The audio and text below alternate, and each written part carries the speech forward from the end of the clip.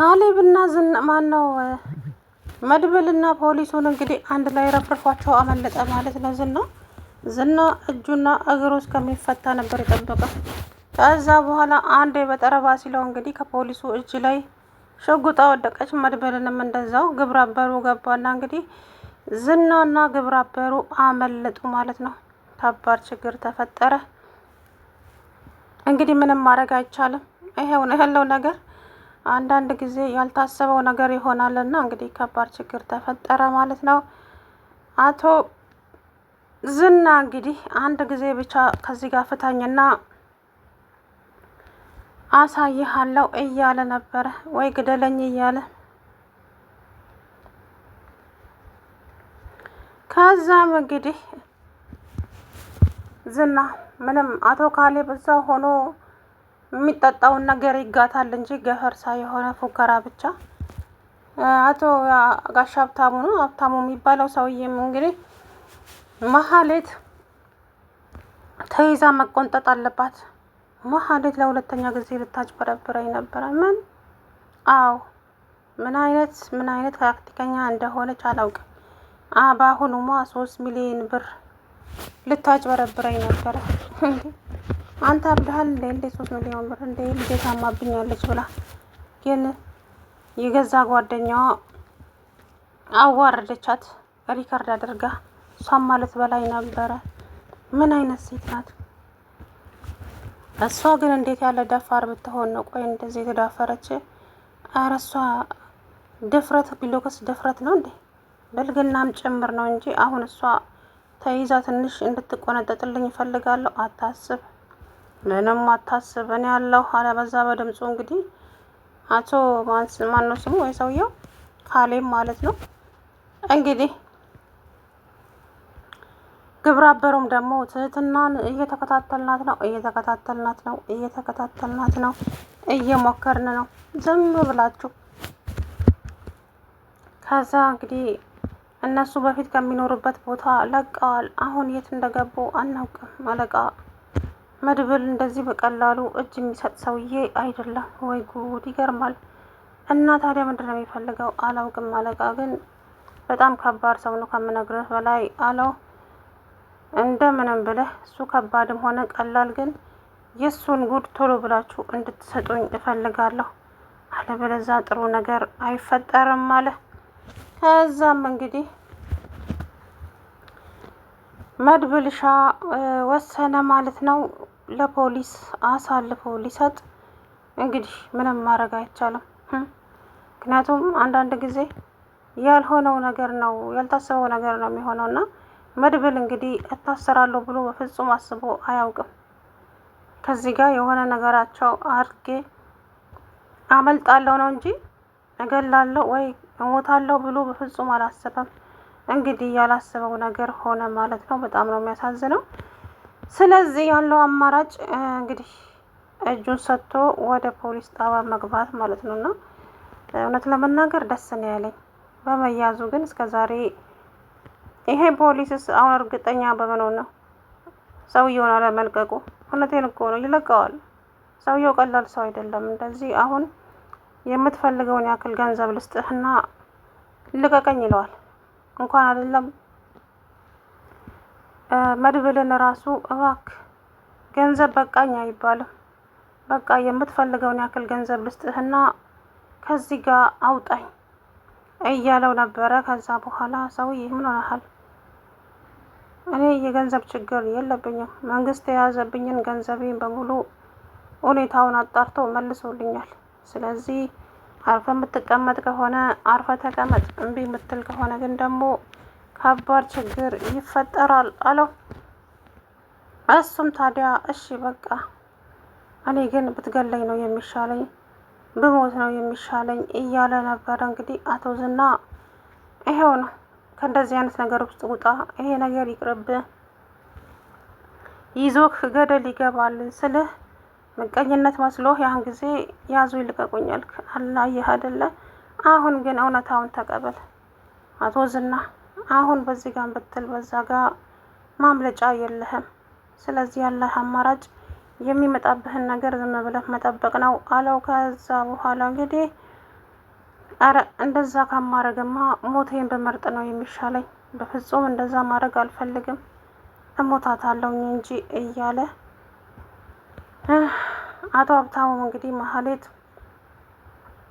በተደጋጋሚ በድላኛለች፣ በተደጋጋሚ ጊዜ አሽፋብኛለች። ስለዚህ የእጇን ማግኘት አለባት፣ በፍጹም እንደዚሁ አለቃትም እያለ ሲፎክር እንግዲህ ድስኩሪውን ሲነፋ ከዛ በኋላም እና ታዲያ ምን ማድረግ ነው ያለብን? እሺ ሲለው ማድረግ ያለብንማ አንድና አንድ ዝና መያዝ አለበት።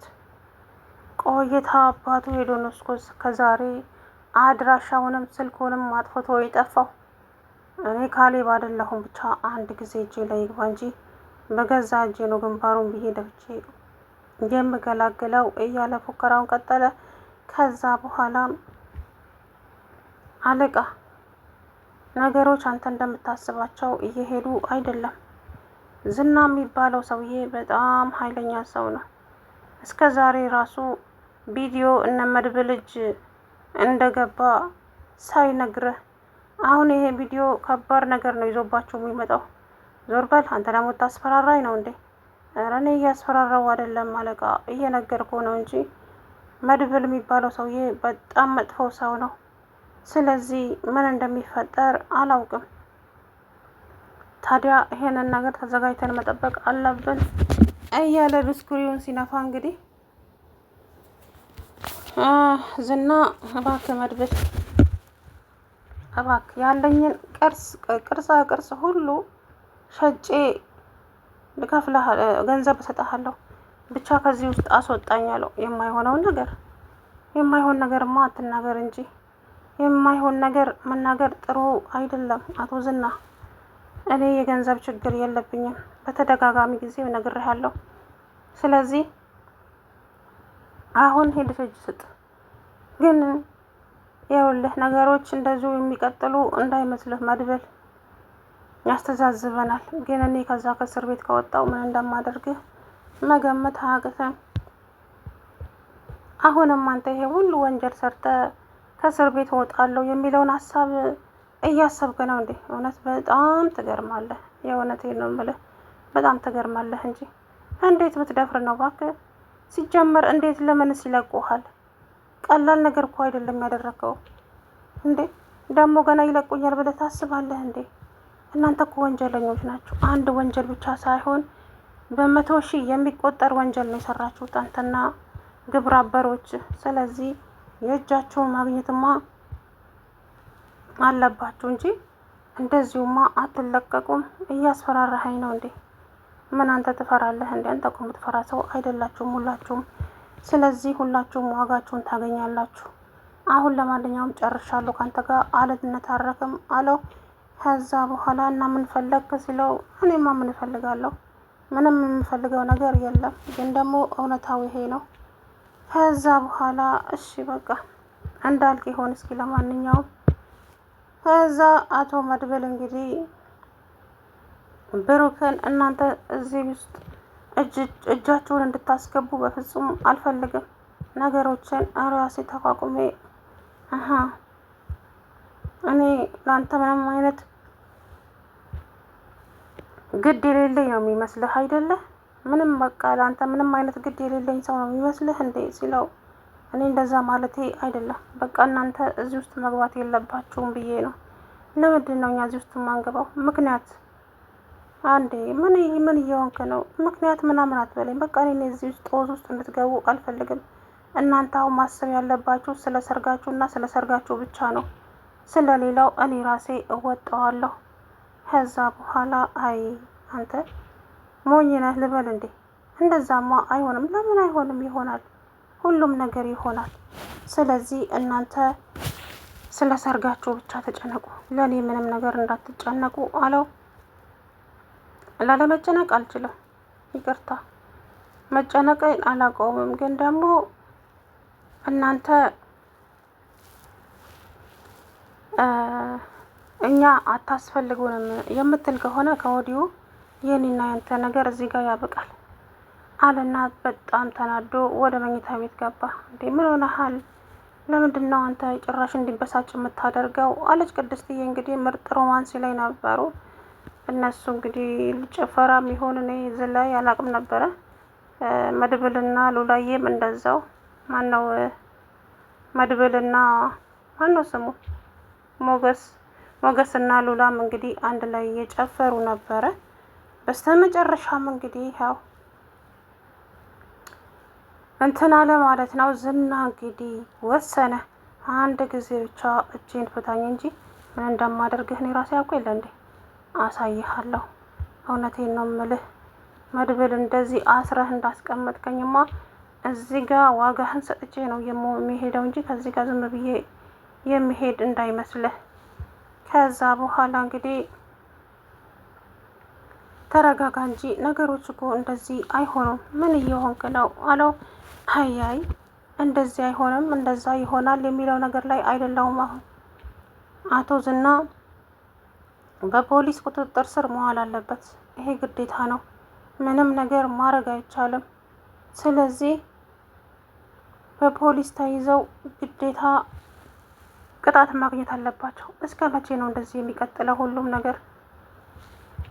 ሁሉም ነገር እንደዚህ አይቀጥልም። ስለዚህ ለእያንዳንዱ ነገር ሁላቸውም ዋጋቸውን ማግኘት አለባቸው ብሎ ወሰነ መድብል። ከዛ መድብል በደንብ አስበህበታል እንዴ? ይሄ ዝና የሚባል ሰውዬ ግን የዋዛ አይደለም። እባክህን አሁንም ደግሞ ሌላ ችግር እንዳያመጣ። ምን አባቱ ያመጣል ብለህ ነው? ከዚህ በኋላ ምን የሚያመጣ ይመስልሃል? እንዳትፈራ፣ በፍጹም አትፍራ እያለ እንግዲህ እሱን እንትን እያለው እያለ ከዛ በኋላ እንትን አሉ እንግዲህ አቶ ዝና ከርቸሌ ገባ ማለት ነው። በሚያሳዝን ሁኔታ። ሰላም ውድና የተከበራችሁ ቻናሌ ቤተሰቦች እንዴት ናችሁ? አለው ደህና ነኝ። እንግዲህ አቶ ዝናዬ ከርቸሌ ገባ በስተመጨረሻ።